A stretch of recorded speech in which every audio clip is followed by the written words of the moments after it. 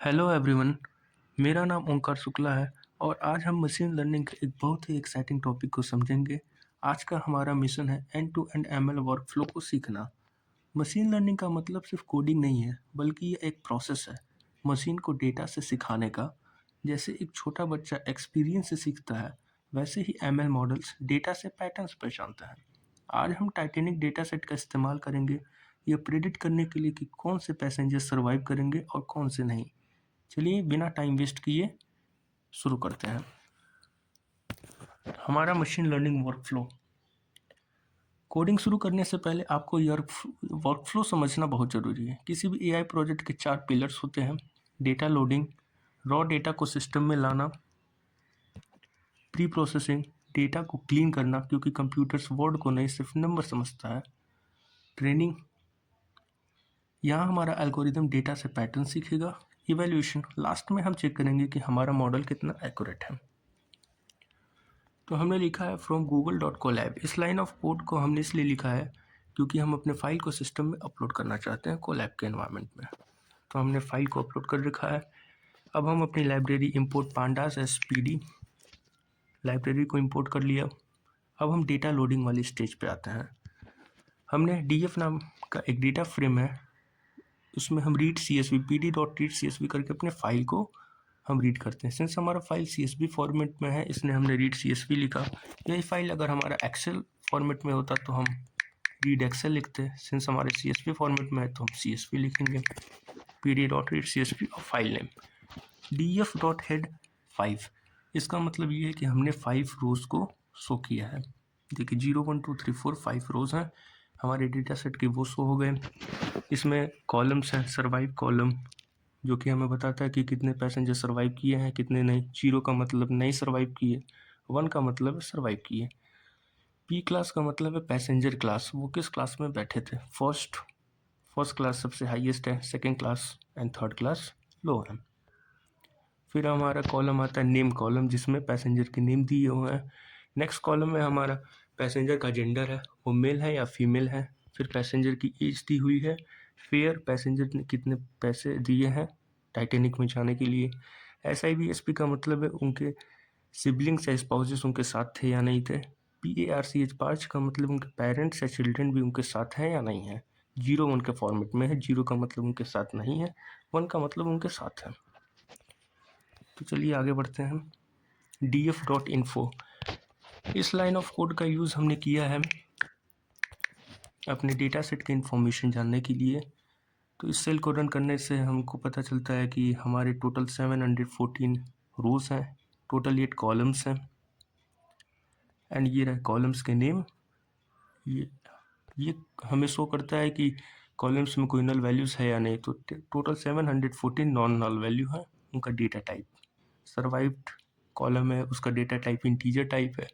Name column का data type object type है। अब हम अपने नेक्स्ट स्टेज में आते हैं, डेटा प्री प्रोसेसिंग।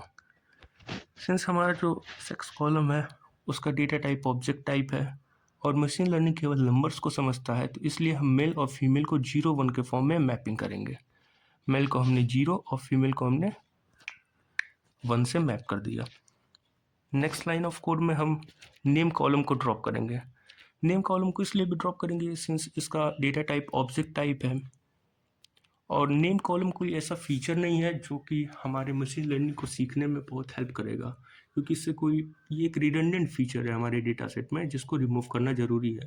किससे हमें कुछ पता नहीं चलता है कि कौन से नाम के व्यक्ति सर्वाइव कर पाए, किस नाम के व्यक्ति सर्वाइव नहीं कर पाए। तो इसलिए हम इसको ड्रॉप करते हैं अपने डेटा सेट से। इसके लिए हमने लिखा है df=df.drop नेम कॉलम एक्सेस =1, मतलब हम अपने कॉलम से इस नेम नाम के कॉलम को रिमूव कर दिए। अब हम फिर से अपने डेटा सेट को शो करते हैं df.head3। इस बार हमने केवल 3 रोज को ही शो किया है। तो देख सकते हैं आप इसमें नेम कॉलम हमारा ड्रॉप हो चुका है और जो मेल और फीमेल है वो 0 और 1 से मैप हो चुके हैं। तो चलिए नेक्स्ट स्टेज में हमारा ट्रेनिंग। अब मॉडल को ट्रेन करते हैं। मॉडल को ट्रेन करने से पहले हम ट्रेन टेस्ट स्प्लिट का यूज़ करेंगे, जिसमें हम 80% डेटा सेट का यूज़ करेंगे ट्रेनिंग के लिए, 20% डेटा सेट का यूज़ करेंगे अपने मॉडल को टेस्ट करने के लिए। इसके लिए हमने x और y नाम के 2 फीचर्स, 2 वेरिएबल लिए हैं। x में हम अपने डेटा सेट के जितने भी फीचर्स कॉलम है उनको यूज़ करेंगे, और वाई हमारा टारगेट है सर्वाइव। सर्वाइव कॉलम से हम पता चलता है कि कौन से पैसेंजर सर्वाइव किए हैं या नहीं किए हैं, तो ये हमारे टारगेट वेरिएबल है और एक्स हमारा फीचर वेरिएबल है। हम अपने एक्स और वाई दोनों वेरिएबल्स को मॉडल में 10 टेस्ट स्प्लिट में पुट किए हैं पैरामीटर्स के तौर पे, और फिर हमारा जो टेस्ट साइज नाम का पैरामीटर है 0.2 ये बताता है कि हमने टेस्टिंग के लिए 20% डेटा सेट का सैंपल लिया है और 80% हमारा डेटा सेट ट्रेनिंग के लिए यूज़ हो रहा है। Random state is equal to 42 का मतलब ये है,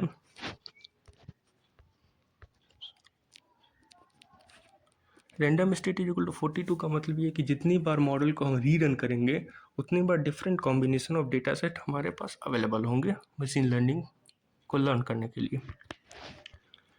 लॉजिस्टिक रिग्रेशन मॉडल को हमने इंपोर्ट कर लिया sklearn लाइब्रेरी से, और एक्यूरेसी स्कोर को भी इंपोर्ट किया है अपने मॉडल को इवैल्यूएशन के लिए। अब हम लॉजिस्टिक रिग्रेशन मॉडल का एक ऑब्जेक्ट बनाते हैं मॉडल नाम से। इस लाइन ऑफ कोड में हमने अपने ट्रेनिंग सैंपल्स को फिट किया है मॉडल में, जिससे हमारा मशीन लर्निंग उनके अंदर से पैटर्न्स को समझ सके। नेक्स्ट लाइन ऑफ कोड में हमने लिखा है x test. Next line of code में हमने लिखा है एक्स टेस्ट, जो कि हमारा मॉडल प्रेडिक्ट करेगा टेस्टिंग सैंपल से। नेक्स्ट स्टेज है हमारा इवैल्यूएशन का, जिसमें हम चेक करेंगे हमारा मॉडल कितना एक्यूरेटली प्रेडिक्ट कर रहा है। इसके लिए हमने दो पैरामीटर वाई टेस्ट और वाई प्रेडिक्ट दिया है। वाई टेस्ट हमारा एक एक्चुअल वैल्यू है और वाई प्रेडिक्ट जो मॉडल ने प्रेडिक्ट किया है।